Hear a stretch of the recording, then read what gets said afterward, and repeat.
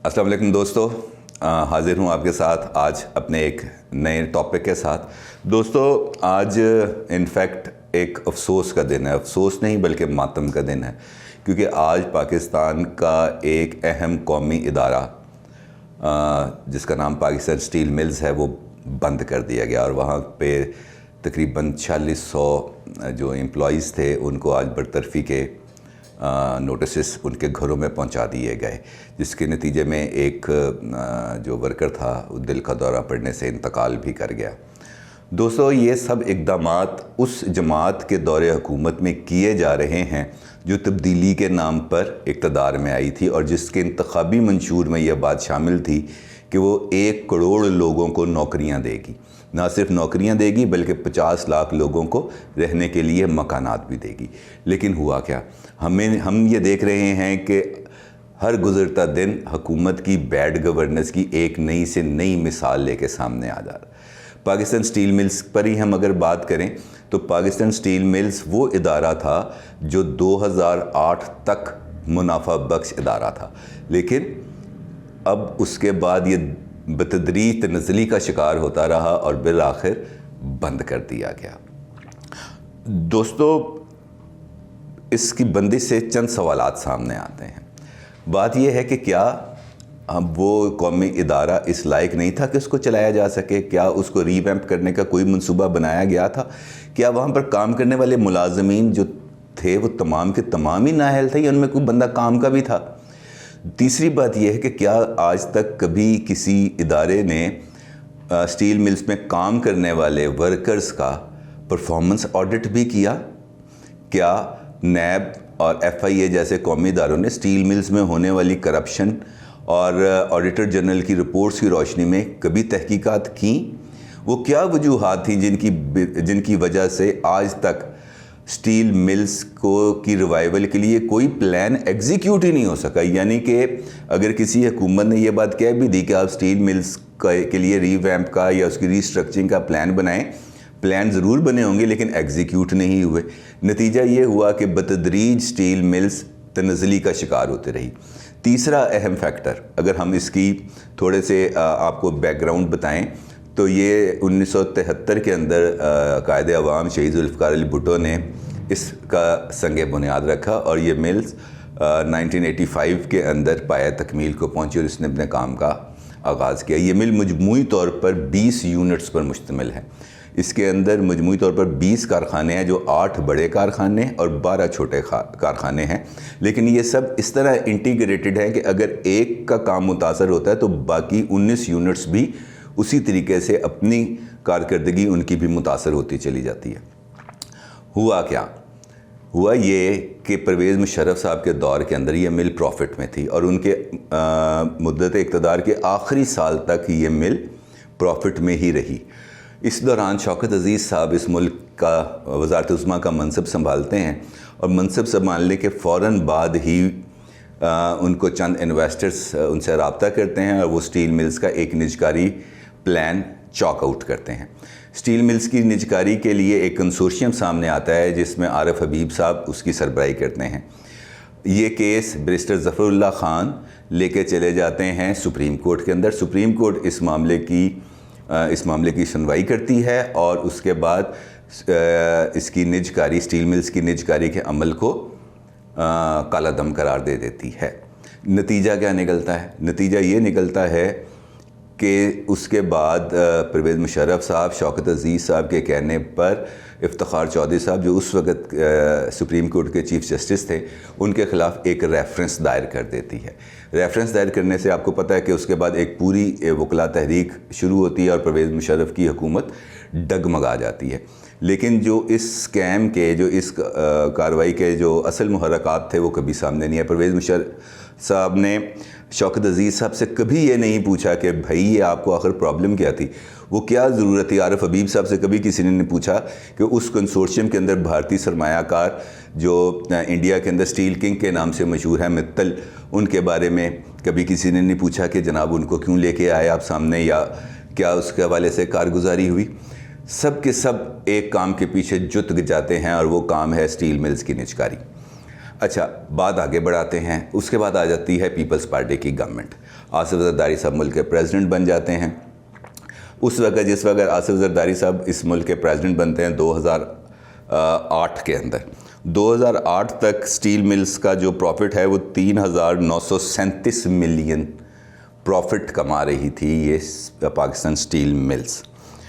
लेकिन आसिफ जरदारी साहब यानी कि पीपल्स पार्टी की गवर्नमेंट आने के फ़ौरन बाद यानी कि 2009 में 1 साल के अरसे के अंदर स्टील मिल्स ना सिर्फ खसारे का शिकार होती है बल्कि उसका खसारा 16,914 मिलियन रुपीस तक पहुंच जाता है और उसके बाद इसकी प्रोडक्शन वैल्यू भी कम होते होते 15% पे आ जाती है।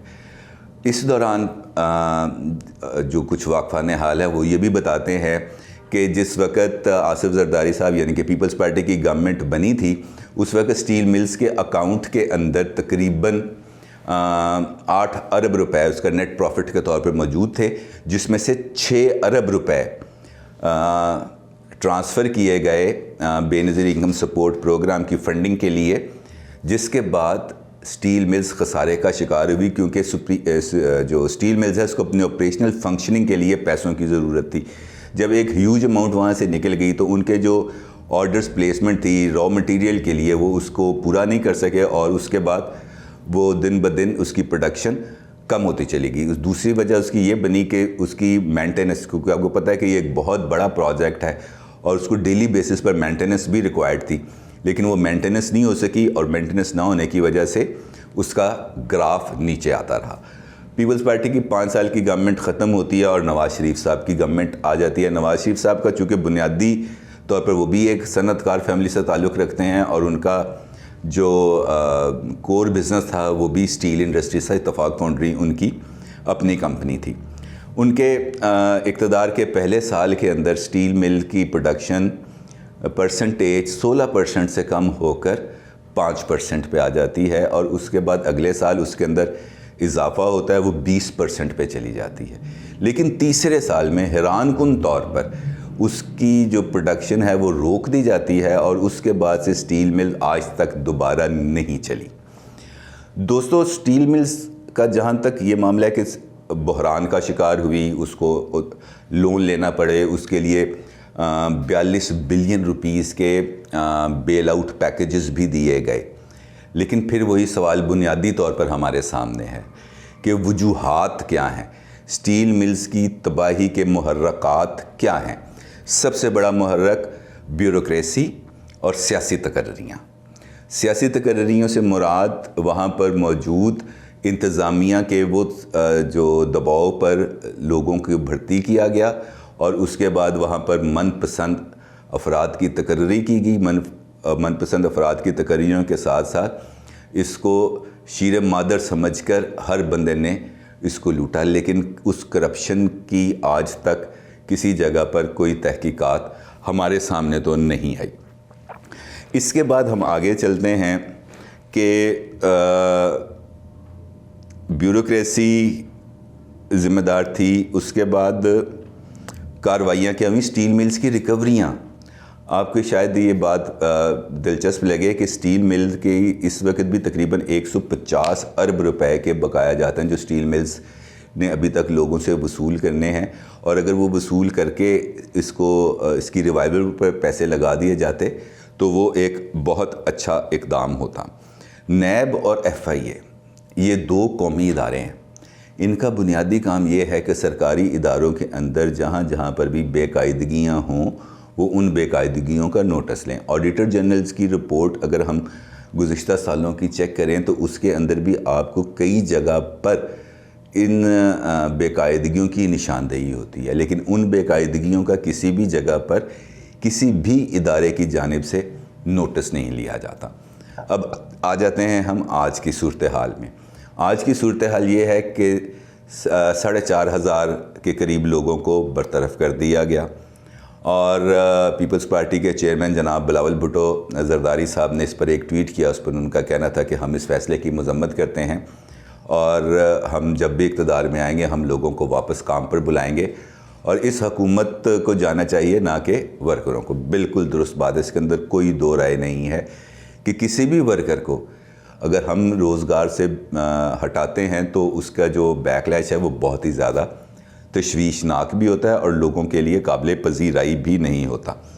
लेकिन ये हुकूमत एहतसाब के नारे पर मार्ज़ वजूद में आई। एहतसाब के नाम पर इस हुकूमत ने लोगों से वोट लिए और एहतसाब का नारा लगाया। सवाल ये है कि 28 माह के इक़्तिदार के दौरान किसने रोका था इमरान खान साहब को कि वो स्टील मिल के अंदर काम करने वालों का ऑडिट ना करें, उनका एहतसाब ना करें? वो इन वजूहात की निशानदेही क्यों नहीं कर पाए कि स्टील मिल्स के अंदर अब तक क्या होता रहा, या स्टील मिल्स के बंदिश की वजूहात क्या थी और इसको रिवाइवल का क्या प्लान था? कोई प्लान नहीं बना गया। कई मीटिंग्स की गई लेकिन उन मीटिंग्स के अंदर स्टेक होल्डर्स को नहीं बुलाया गया। बुलाना तो दूर की बात है, अगर उनकी तरफ से कोई तजावीज़ या लेटर्स भी दिए गए तो उस पर गौर ही नहीं किया गया।